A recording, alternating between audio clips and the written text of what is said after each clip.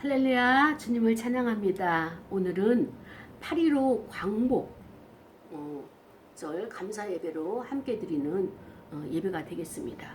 그래서 하나님께서 우리를 일제 강점기 속에서 보호하시고 또 하나님의 특별하신 역사로 우리를 이렇게 해방시켜 주셔서 하나님 앞에 자유롭게 예배 드릴 수 있는 저와 여러분을 이렇게 허락하셨습니다. 이것이 하나님의 은혜죠. 이 은혜를 우리가 덧입어서 하나님 앞에 이 시간에 예배로 나왔지 않습니까?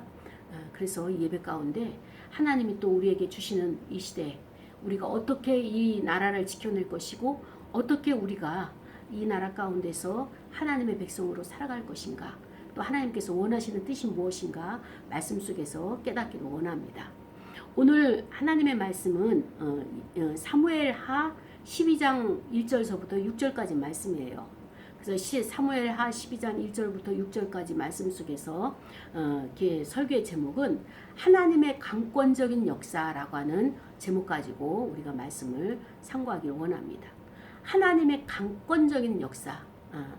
오늘 저와 여러분에게 또 이 시대에 우리 대한민국에 또 전 세계 가운데 하나님의 강권적인 역사가 무엇일까? 오늘 본문을 통하여서 우리가 깨닫기를 원합니다.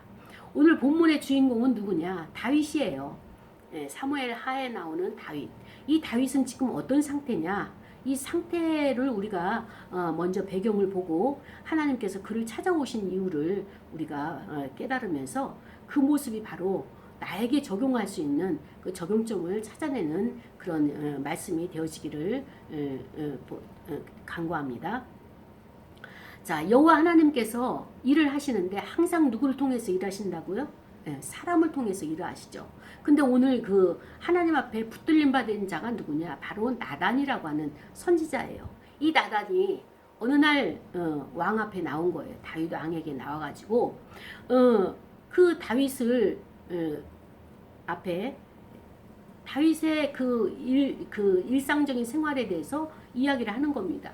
그런데 감히 선지자를 하더라도 왕이 부르지 않았는데 어떻게 그 일상적인 이야기를 하겠습니까?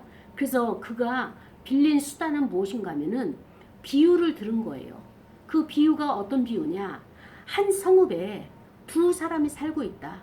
근데 이 두 사람은, 한 사람은 굉장히 부자고 한 사람은 아주 가난한 자다. 그 비유를 들은 거예요. 그래서 이 부자는 어떤 자냐? 양과 소가 아주 많다. 심이 많다. 그러니까 오늘날로 말하면은 부동산을 많이 가지고 있는 사람이 부의 그 축적이 되는 것으로 보고 있잖아요. 기준치로. 그러나 이 당시에는 유목 생활이기 때문에 하시라도 이동할 수 있는 그 유용한 것이 누구냐? 가축이에요. 육축이에요. 그래서 양과 소가 아주 많이 가지고 있는데, 그런데 이 가난한 자는 어떤 자냐? 이 양과 소가 하나도 없는 거예요. 어쩌면 조상 대대로 물려받은 것이 없단 말이죠. 그래서 이 가난한 사람은 아무것도 없어서 자기가 사서 기르는 암양, 작은 암양 새끼 한 마리가 있는 거예요. 그래서 이 한 마리뿐인데 이 암양 새끼를 가난한 자는 어떻게 대우를 해주느냐? 그 암양 새끼와 함께 자식들과 함께 자라고, 그 다음에 같이 먹고, 그 다음에 같은 잔을 마시면서 물을 마시고 음료를 마시고, 그리고 이 가난한 자의 품에서 이 암양 새끼가 눕고, 그리고 그 딸처럼 그렇게 키우고 있는 이 암양 새끼가 있었어요. 근데 어느 날 이 부자 집에 손님이 오셨어요. 근데 이 손님이 귀한 손님인지 이 부자가 이 나그네를 이 행인을 접대를 하고 싶어요. 극진하게 접대를 하고 싶어요. 나는 부자이기 때문에 우리 집에 손님으로 온 자에게는 내가 많은 것을 제공하리라. 그래서 사람들에게 소문을 내는 것을 소문을 내서 그 칭송을 받는 것을 좋아해서 그런지 몰라도 그 극진하게 대접을 하고 싶은데 자기의 암양과 그 다음에 자기의 소와 양을 사용하게 되면 거기에 그만큼 축이 나니까, 그래서 저 가난한 집에 한 마리 있는 그 암양을 강제로 뺏어다가 그걸 잡아가지고 접대를 한 거예요. 아주 진수성찬을 만들어서 그 행인을 아주 기쁘게 해주었어요. 다윗이 이 이야기를 듣고 나서 갑자기 분노가 팍 올라오기 시작한 거예요. 도대체가 이렇게 몰상식한 사람이 어떻게 자기 재산도 아닌 남의 것을 갖다가 뺏어다가 자기에게 찾아온 그 손님에게 음식으로 대접할 수 있느냐라고 하면서 나란 선지자에게 말하는 것입니다. 여호와 하나님은 살아계시다. 그렇기 때문에 당장 그 사람을 하나님의 살아계심을 두고 맹세하노니 이 일을 행한 자를 데려다가 마땅히 죽을지라. 그 사람은 마땅히 죽어야 된다 라고 하면서 호통을 치는 거예요. 어떻게 그 가난한 사람을 불쌍하게 긍휼하게 여기는 마음이 조금도 없고 자기 이익을 위해서 자기 체면을 위해서 그것을 뺏어다가 남을 자기의 체면을 위해서 대접한단 말이냐. 그 마음의 심령이 포악하고 아주 못된 사람이다. 그 사람이 이런 일을 행하였으니 그 사람은 가난한 자에게 양을 4배로 갚아야 된다 라고 이렇게 이야기한 거예요. 그때 나단 선지자가 다윗에게 이야기를 합니다. 한 성읍의 부자가 그러한 행동을 해서 왕이 지금 분노를 일으키고 화가 일어나는 것, 바로 그 부자는 당신이요 다윗 왕 당신입니다 라고 나단 선지자가 다윗 왕을 직면을 시켰어요. 여러분, 일개 예수 믿는 사람이, 일개 하나의 그냥 목사가 대통령 앞에 가서, 왕 앞에 가서 사전에 어떤 교류도 없었어요. 초청도 받지 않았어요. 그러나 가가지고 당신은 이러한 죄를 범했습니다. 어떻게 양 한 마리 있는 가난한 자의 것을 뺏어다가 당신이 잔치를 베풀고 많은 사람들에게 호탕하게 나는 좋은 왕이다, 나는 좋은 사람이다 라고 그렇게 소문을 내도록 그렇게 잔치를 베푸십니까? 그 사악한 마음을 하나님께서 보셨고 그 하나님께서 나를 당신에게 보냈습니다. 파송했습니다. 그래서 나는 당신에게 이것을 고합니다 라고 나단 선지자가 다윗 왕에게 직면을 시킨 거죠. 그런데 보세요. 다윗은 분명히 잘못을 했어요. 이 의미가 무엇이냐. 사무엘하 12장 오기 전에 11장에서 이 다윗은 밧세바를 범했어요.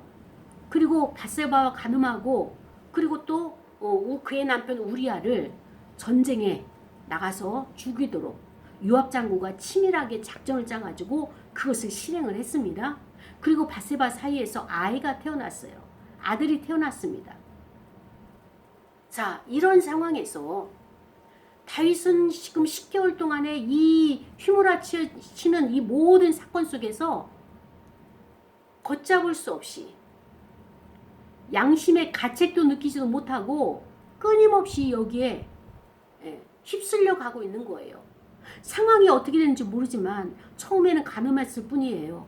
그런데 거기에서 아이가 태어나고 그 다음에 또 그의 남편을 죽이는 살인까지 가는 죄의 열매가 계속적으로 나오는 이런 상태에 하나님께서 다윗을 사랑하셔서 이제 더 이상 두고만 볼 수가 없다 해가지고 누구를 파송했느냐? 하나님의 종 나단을 파송한 거예요. 이 나단을 통해서 자 보십시오. 나단이라고 한 선지자가 하나님께서 이 시대에 쓰시는 선지자잖아요. 근데 어떻게 쓰셨을까? 평상시 나단이 어떤 신앙생활을 했고 하나님 앞에서 어떤 자세로 나갔던 자인지를 알 수 있는 거죠. 그 시대에 많은 선지자들이 있었지만 궁중에도 선지자들이 있었지만 하나님께서 그를 사용하지 아니하시고 나단을 사용했다는 것은 뭐냐? 나단의 마음은 여호와 하나님의 마음과 합쳤다는 거예요. 합일이 됐다는 거예요. 함께 하나님의 마음을 읽을 수 있는 그 단계가 됐다는 거예요. 그만큼 나단은 기도의 자리로 나갔기 때문에 하나님의 마음을 읽었고 하나님께서 주시는 명령에 대해서 어떻게 합니까? 순종하기로 결단을 한 거예요. 나단이라는 자는 하나님이 내가 너를 다윗에게 보낼게, 다윗에게 보내서 너는 이렇게 말을 해라, 이렇게 구체적으로 하나님께서 말씀해 주신 것이라기보다는 너는 다윗에게 가라 이렇게 명령하시겠죠. 그 명령이 무엇이에요? 마음에 뜨거운 감동이 왔을 거예요. 그래서 다윗에게 가가지고 그러면 무슨 말을 하죠? 할 말이 없는 거예요. 그러면 이 나단은 그 할 말을 만들기 위해서 하나님이 무엇 때문에 나를 다윗에게 보내는가? 왜 왕 앞에 나를 나가도록 하시는가? 그를 위해서 얼마나 많은 시간 기도를 했겠는가? 이거예요. 그래서 이 나단은 하나님 앞에 기도해서 하나님의 마음이 이거구나. 다윗을 향해서 지금 다윗이 하나님을 등지고 세상으로 가고 죄악을 걷고 있기 때문에 다윗을 돌아오도록 회개케 하기 위해서 하나님께서 다윗을 찾고 계시구나 라고 하는 것을 알았어요. 알았기 때문에 나단 선지자는 어떻게 했느냐. 하나님 그의 마음을 돌이키기 위해서 그가 하나님을 찾도록 하기 위해서 어떤 말을 해야 될까요? 무엇을 지적해야 될까요? 이 기도를 한 거예요. 그때 하나님께서 밧세바를 취한 사건과 그 다음에 또 우리아를 죽이는 요압과 음모하여서 그 상황을 만들어 놓은 이 다윗의 이 포악함을 보여주시면서 이때 나단 선지자가 지혜를 구했어요. 하나님, 다윗 왕이여, 당신 이렇게 간음죄를 범했고 살인죄를 범했습니다. 이렇게 말할 수 없으니 저에게 지혜를 주셔서 그가 알아들 수 있는 언어로 말을 할 수 있는 이런 지혜를 주옵소서 했을 때 하나님께서 이 비유에 대해서 한 성읍에 두 사람이 살고 있는데 하나는 강한 자요 하나는 약자다. 그 강한 자가 약자를 갖다가 그렇게 포탈을 해가지고 모든 것을 자기 것으로 만들어서 자기가 횡포를 부리고 있는 이 모습을 하나님께서 그에게 보여주신 거예요. 나단은 하나님의 뜻이라는 것을 정확하게 알았죠. 처음에 기도할 때도 감동을 받아서 알았죠. 그러나 하나님께서 이렇게 비유의 말씀을 주실 때 이걸 확신을 가지고 이 나단은 가게 되는 것입니다. 그러나 여기서 이게 만만치가 않아요. 왕 앞에 나가는 거예요. 저 같은 경우에도 하나님께서 누구를 문안하길 원하고 신방하길 원하고 찾아가길 원할 때가 있으셔요. 기도할 때를 있으셔요. 그러면은 제가 그 사람에게 자주 만나는 사람이어도 힘든데 어쩌다 아니면 오래간만에 만나는 사람을 방문한다는 것은 굉장히 어려운 문제예요. 특히 안 좋은 감정으로 인해 가지고 뭐 안 좋은 감정이 있을 수 없지만 너의 생각이 나의 생각이 달라서 하나님의 관점, 구속사적인 것을 바라보는 관점이 달라서 이렇게 거리가 있는 사람을 만나야 될 상황이 있어요. 하나님이 파송할 때가 있어요. 그런 사람을 방문할 때는 굉장히 마음이 부담이 있죠. 그래서 저 같은 경우에는 어떻게 하느냐. 먼저 문자를 하거나 전화를 하는 거예요. 그래서 그 사람과 대화를 하다가 내가 당신을 만나보기를 원한다. 또 만나서 같이 차 한잔 하자라고 운을 띄게 되죠. 그래서 그 사람이 시간을 주고 오케이 하게 되면 방문을 하여서 그 하나님이 나에게 비춰준 나에게 역사하신 그 마음, 그 감정, 생각 그것을 이렇게 풀어놓는 거예요. 그리고 나중에 하나님께서 이런 마음을 강하게 나에게 감동을 주셔서 내가 방문을 했노라고 당신을 찾아보았다고 신방을 한 것이라고 이렇게 알리죠. 그 과정 가운데서 하나님이 역사를 하시는 거예요. 그리고 그 상대의 마음을 하나님께서 움직이시는 거예요. 오늘 지금 하나님도 나단을 그렇게 사용하시는 겁니다. 나단이 갔어요. 왕을 찾았어요. 다윗 왕이 만나줬어요. 만나줬더니 어떻습니까? 이렇게 우리가 살고 있는 이 시대에 우리의 백성들이 우리의 국민들이 이렇게 살아가고 있습니다. 이 소식을 들은 다윗 왕은 한 나라의 지도자로서 한 나라의 왕으로서 어떻게 우리 국민이 어떻게 내 백성이 이렇게 모질고 이렇게 그 자비가 없고 긍휼을 베풀 줄 모르느냐. 이런 자는 가만히 둬서는 안 되고 남의 양을 가져다가 강제로 도둑질해서 빼앗아서 사용을 했다면 양은 4배를 갖고 소는 5배를 갖는 양사오소라고 하는 이 율법을 다윗이 알았어요. 레위기에 나오는 율법을 알고 살아가는 다윗이 하나님의 율법에 이 적용해서 살아가고 있는 자신의 기준을 삼는, 지침을 삼는 이 마음가짐이 있단 말이죠. 그럼에도 불구하고 밧세바를 봤을 때는 이 율법의 적용이 안 됐던 거예요. 그래서 이 다윗은 밧세바의 그 아름다움에 또 아니면 자기의 욕정에 올라오는 그것으로 인해 가지고 그를 취할 수밖에 없었고 간음을 할 수밖에 없었고 간음의 결과인 그 아이가 태어나게 되는, 처음에는 밧세바를 갖다가 간음할 때는 은밀하게 했죠. 아무도 모르게 했죠. 사람들이 모르게 쉬쉬했죠. 다 감췄죠. 그러나 죄는 어떻습니까? 항상 드러나게 돼 있어요. 처음에 죄를 지을 때는 달콤하고 그 다음에 또 죄를 지을 때는 참 아무도 모르게 이렇게 내가 숨기면서 나만 은밀하게 즐기면서 우상을 숭배하든 아니면은 그 달콤한 그 일을 하든 하지만 그것이 열매로 드러날 때는 정말로 나에게 고통을 주는 거예요. 그 아이를 볼 때마다 내가 힘들고 그 아이를 볼 때마다 내가 어떻습니까? 죄책감을 느끼게 되는 거예요. 아브라함도 이스마엘을 볼 때마다 내가 왜 하나님의 때를 끝까지 기다리지 못해서 이렇게 아픔을 갖는가. 사라와 아브라함은 똑같은 심정이에요. 그러니까는 그 앞에서 얼쩡얼쩡대는 이스마엘을 도저히 용납할 수가 없고 스스로가 괴로워서 보지를 못해서 그 하갈과 그를 내쫓는, 광야로 내쫓는 이런 일이 벌어지고 말았잖아요. 인간은요, 자기 안에 죄가 있으면 그 죄를 타인에게 투사하는 거예요. 내가 나를 보지 못하고 다른 사람에게 투사하는 거예요. 거기에 오늘 다윗이 딱 걸린 거예요. 나단이 당신은 죄인이요 지적을 안 했지만 그 부자라고 하는 상징을 가지고 다윗 마음에 있는 분노를, 거짓을, 그 다음에 간음을, 그 다음에 자기 번제한 살인을, 이것이 충돌하고 갈등하고 괴롭고 힘들어하는 양심의 법과 갈등을 느끼는 충돌하는 이것을 끌어냈던 것입니다. 그때 다윗이 그 지적을 받고 나서 다윗을 보면은 굉장히 인격이 돼 있어요. 웬만한 사람 같으면은요, 제가 신방해가지고 하나님께서 이렇게 말씀하십니다 하면 이것을 받아들이는 사람이 극히 드물어요. 처음에는 회피해요. 자기가 아닌 것처럼. 그리고 또 어떤 사람은 화를 내요. 아니 아무리 그렇다 하더라도 어떻게 목사님이 나한테 그럴 수가 있는 거예요? 어떻게 내 앞에서 이런 말을 할 수 있는 거예요? 자식들이 다 보는 앞에서? 라고 이렇게 오히려 화를 내기도 하고 어떨 때는 돌을 던지기도 하고. 사이비야. 이렇게 하나님의 사역을 하는 데 있어서는 여러 가지로 공격을 받을 수가 있어요. 그러나 우리는 부름을 받아서 하나님의 소명을 가지고 가는 자이기 때문에 하나님의 말씀을 주신 것은 그대로 전달을 해야 돼요. 나단도 이 사역을 잘 감당하고 있는 겁니다.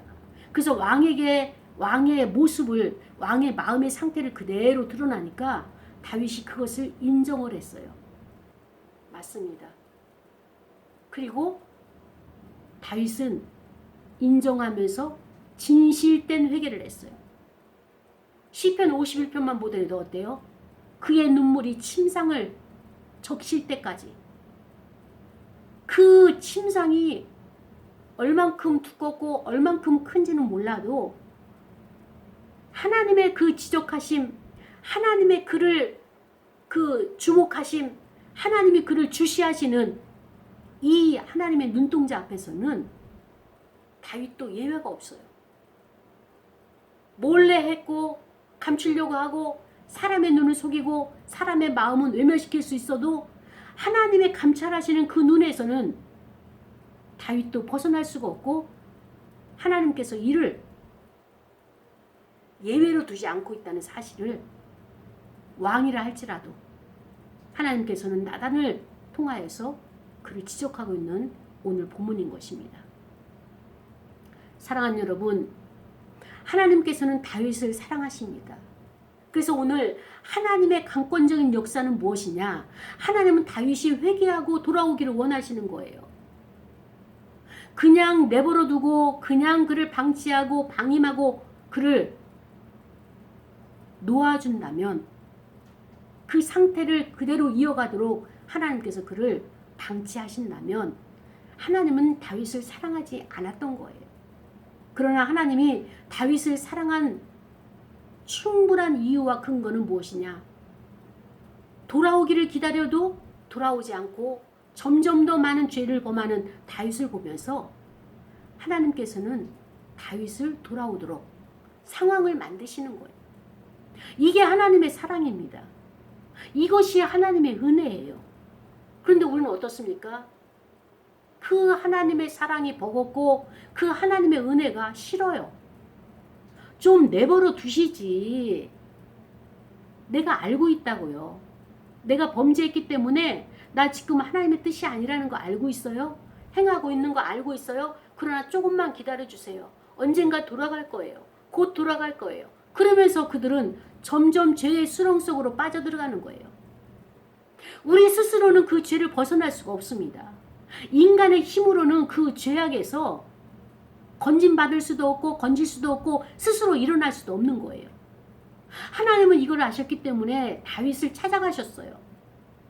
그러나 하나님의 모습으로 찾아간 것이 아니라 사람의 모습인 나단을 시켜가지고 그에게 방문하신 겁니다. 다윗에게 하나님께서 나단을 입을 통하여서 말씀하시는 거예요. 내가 너를 사랑한다. 그러나 인간 다윗을 사랑을 하지만 너가 행한 그 행실에 있어서는 반드시 그 행실에 따른 대가가 지불될 것이다. 이것이 하나님의 공이라는 거예요. 그러면서 너의 아들이 죽을 것이다. 불륜을 통하여서 낳은 그 자식이 죽을 것이다. 그 다음에 너의 가문의 혈통에 칼이 끊어지지 않을 것이다. 그렇기 때문에 백주대낮에 다윗이 어떻습니까? 그 아들에 의해서 다윗의 첩들이 강간을 당하는 이런 불륜의 현장이 일어나는 이런 일들이 발생하게 되는 것이 바로 오늘 이 시점에 다윗이 그런 행위를 통하여서 그런 결과로 씨를 뿌린 결과로 다 본인 스스로뿐만 아니라 그 혈통에도 그런 아픔이 거둬들일 수밖에 없는 이 상황이 된 거죠. 하나님께서는 공의로우신 하나님이세요.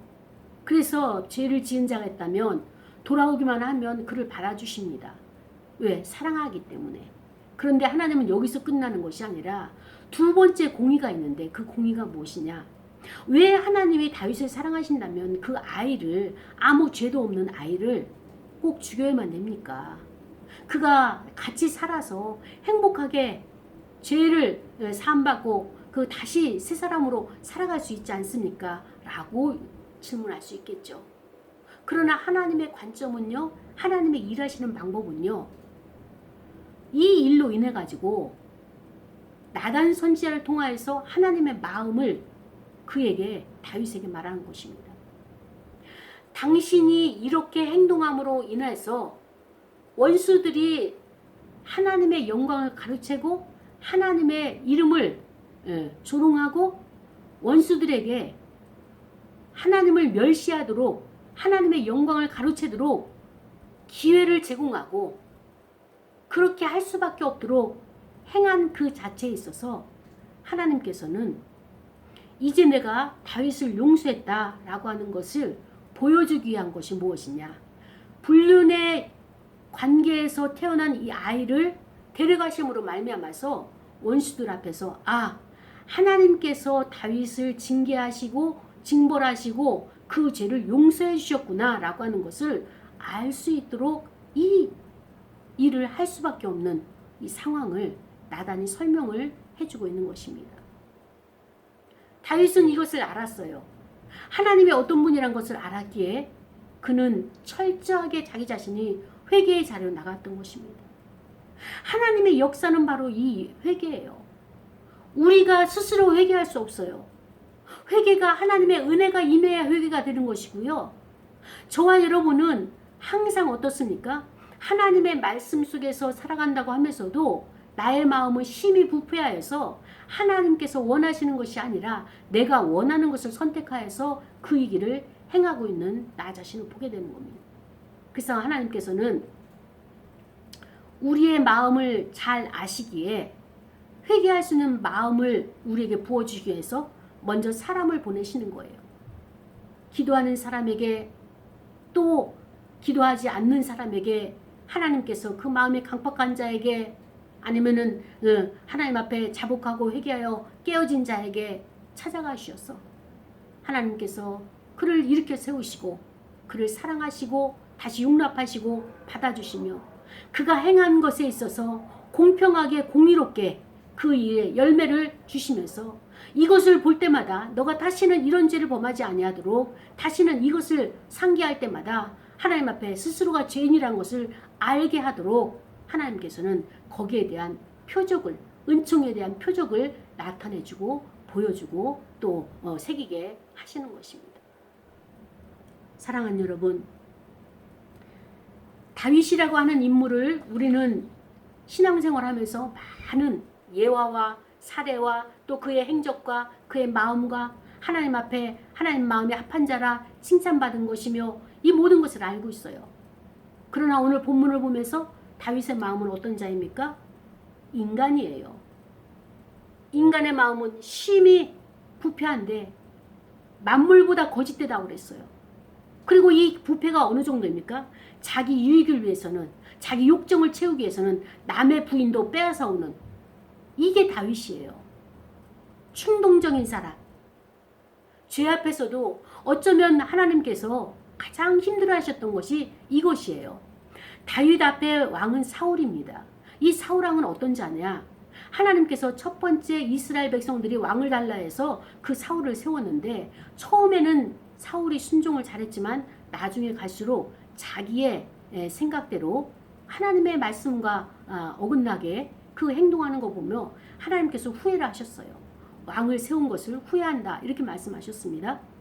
그래서 순종하지 않는 것, 순종이 제사보다 낫다라고 사무엘의 책망을 받은 사울 왕입니다. 그런데 오늘 이 다윗은 어떻습니까? 사울 왕보다도 훨씬 큰 범죄를 한 거예요. 남의 아내를 뺏어다가 자기의 씨를 거기다 심어놓고 그 다음에 또 요압과 같이 음모를 해가지고 우리야 남편을 전쟁 속에 들어가서 나오지 못하도록 죽을 수밖에 없도록 아주 사악하게 은밀하게 이 작전을 짜는 이 다윗을 봅니다. 사랑하는 여러분, 하나님께서 여기서도 여기까지 힘들었지만 더 큰 힘든 문제가 무엇이냐? 사울왕을 세운 것을 후회하신 것이 뭐냐? 하나님이 이 나라를 이스라엘 나라를 신정국가로 왕이 다스리는 나라로 세웠단 말이죠.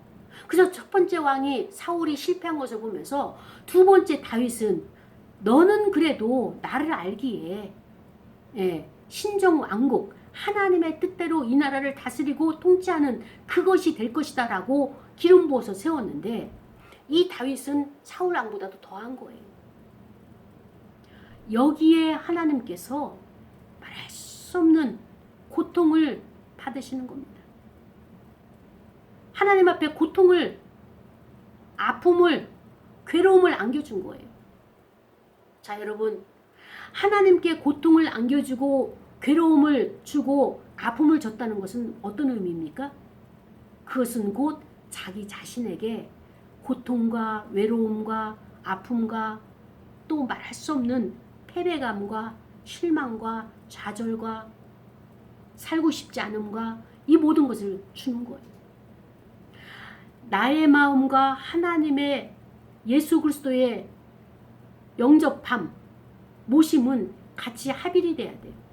근데 많은 사람들이 나는 예수를 믿는다고 하면서 하나님을 아버지라 섬긴다 하면서 하나님 앞에 기도를 하는 거예요. 하나님, 내 소원이 이거예요. 이거 들어주세요. 결혼의 문제를 기도합니다. 재정의 문제를 기도합니다. 직장의 문제를 기도합니다. 그 다음에 또 관계에 대한 문제를 기도합니다 하면서 사람들은 하나님 앞에 기도를 하죠. 근데 문제는 뭐냐면 하나님께서는 우리에게 찾아오셔서 사람은 하나님이 나에게 그 문제를 해줄 것이라고 착각을 하고 있어요.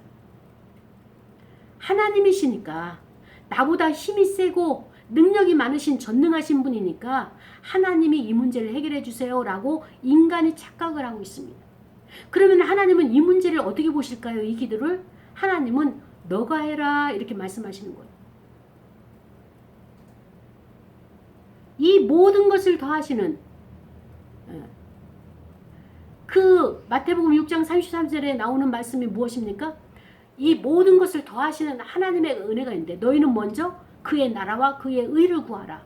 그 말씀이 무엇인가 하면은 그의 나라는 무엇입니까? 내 마음속에서 그의 나라가 구해져야 돼요. 천국이 이루어져야 돼요. 근데 천국이 이루어지지 않습니다. 다윗의 마음도 천국이 이루어지지 않았어요. 그래서 구한 것이 누굽니까? 밧세바를 그가 찾아오게 된 거죠. 천국을 잃어보려고. 그 다음에 또 우리아를 없애면 천국이 이루어질 것 같아서 우리아를 죽여버리죠. 그러나 천국이 잃어버리지 않았어요. 이루어지지 않았어요. 이게 인간의 마음이에요. 그래서 다윗은 어떻습니까? 하나님 앞에 계속 이 문제를 해결해 주소서, 이 문제를 해결해 주옵소서 기도를 했겠죠. 근데 하나님은 뭐라 말씀하십니까? 너가 해결해라 이 말씀하시는 거예요. 그 이야기는 무엇인가 하면은 사람들은 항상 하나님을 이렇게 떨어뜨려 놓고 있어요. 그리고 자기 문제를 하나님 앞에 전가시키면서 하나님이 해주시옵소서, 하나님이 해주시옵소서. 그 기도는 응답이 없는 거예요. 있을 수가 없는 거예요. 왜? 하나님은 뭐라고 말씀하신 거예요? 너가 해라. 내가 너에게 능력을 다 주었다. 나는 너와 함께한다. 임마누엘이다. 임재하였다. 이 모든 것을 말씀해 주시는데도 인간은 나는 움직이기 싫고요. 나는 못하고요. 하나님이 해주시옵소서, 해주시옵소서. 계속 하나님 앞에 이것을 전가시키고 있는 것이 우리 인간이란 말이죠. 여기서 기도가 잘못된 거예요. 하나님 나 이 사람하고 결혼만 하게 해주세요. 그러면 내가 뭐든지 다 할 수 있습니다. 하나님 나의 이번에 이 대학만 가게 해주세요. 그럼 나 순교라도 하겠습니다. 그러나 하나님은 이 기도를 안 들으신다는 사실입니다. 그러면서 인간은 계속 하나님과 연합되고 합일되고 하나가 되는 것이 아니라 자꾸 떨어뜨려 놓는 거예요. 나는 움직이지 않고 능력이 없기 때문에 하나님께서 이 문제를 해결해 달라고 이렇게 인간이 때를 쓰고 있는 것입니다. 그러나 하나님은 무엇입니까? 너와 내가 하나가 되자, 너와 내가 연합이 되자, 너와 내가 같이 합심을 하자. 예수 그리스도를 내가 영접하고 모셔드렸어요. 그럼 내 안에 그분이 계시는 거예요. 근데 내 안에 계신 그분을 자꾸 사람들은 분리시켜 놓고 하나님은 예수님은 능력이 많고 내 죄를 사할 수 있으니까 내 죄를 용서해 주옵소서, 내 죄를 사하여 주옵소서. 그리고 나는 계속적으로 죄를 범하고 세상에서 좋다는 것, 가치관, 우상 숭배하는 것, 하나님이 아닌 다른 것을 계속 추구하고 있는 거예요. 하나님이 이것을 통곡하고 계시는 것입니다. 우리의 무지가 하나님이 어떤 분인가를 알지 못하여서 내가 만든 하나님을 계속 적용하려고 하는데 하나님은 아니라는 거예요. 우리가 이 문제를 깨닫기를 원합니다. 그렇다면 어떻게 해야 되느냐? 우리는 하나님의 나라에, 하나님의 뜻에, 하나님의 중심으로 이 모든 것을 이끌어 가시는 하나님 앞에 화합을 해야 돼요. 나를 맡겨야 되는 거예요. 그리고 하나님의 이 나라를, 하나님의 뜻을 이루어 가시는데 내가 협력하고 도와야 되고 거기에 충성해야 되고 같이 그 일에 도모해야 되는 거예요. 이제까지는 내 중심으로 하나님이 도와주세요. 하나님 이 문제를 해결해 주세요. 계속 하나님을 이용하고 사용하고 하나님을 부렸지만 조종했지만 그 신앙의 차원을 내려놓고 이제는 하나님 중심으로 내가 가야 되는 거예요. 너희는 먼저 그의 나라와 그의 의를 구하라. 그의 나라를 위해서 그의 의를 구하기 위해서 어떻게 됩니까? 내가 움직여야 되는 거예요. 내가 활동해야 되는 겁니다.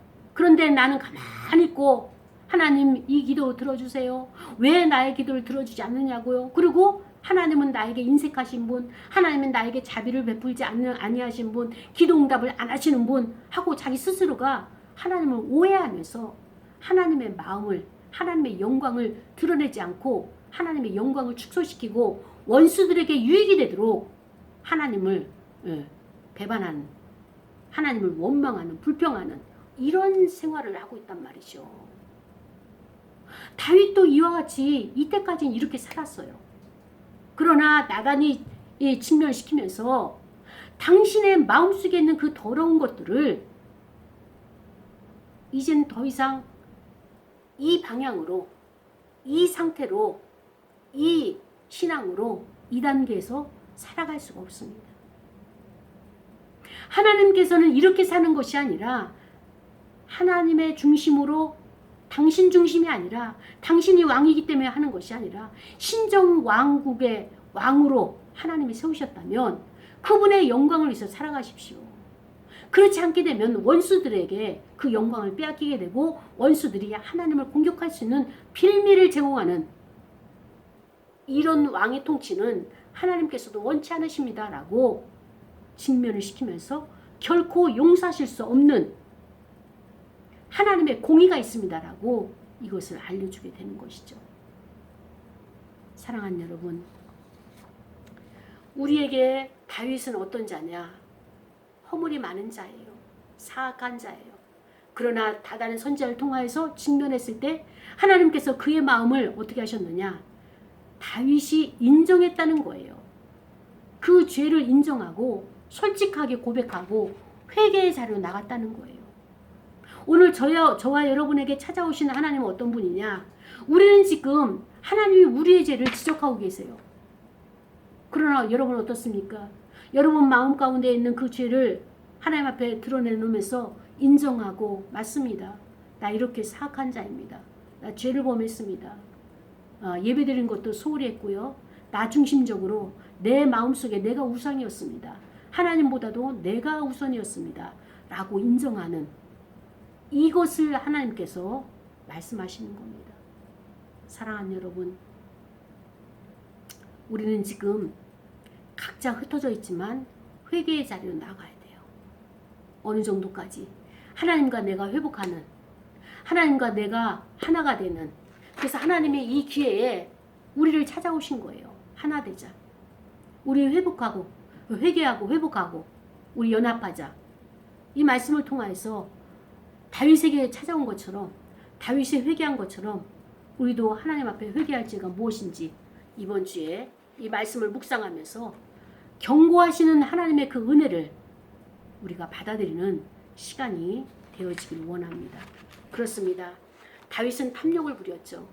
자기 부인이 많음에도, 왕의 처들이 많음에도 불구하고 하나밖에 없는 그 아내를 탐욕을 부렸어요. 저와 여러분의 마음속에서도 이 탐욕을 내려놓는, 우상숭배를 내려놓는, 세상의 것을 다 가지고 싶고 남이 하는 것 다 하고 싶고 남이 가는 것 다 가고 싶은 이 모든 것을 다 내려놓고, 하나님이 주신 것이 이 환경 오늘입니다. 여기에 우리가 지족할 수 있는 마음을 주옵소서라고 우리가 하나님이 주신 것에 만족하는 삶을 살아갈 수 있는 우리 모두가 되게 해달라고 통성으로 기도로 나가겠습니다. 하나님 아버지 감사합니다. 연약하고 부족한 저희들 사랑하셔서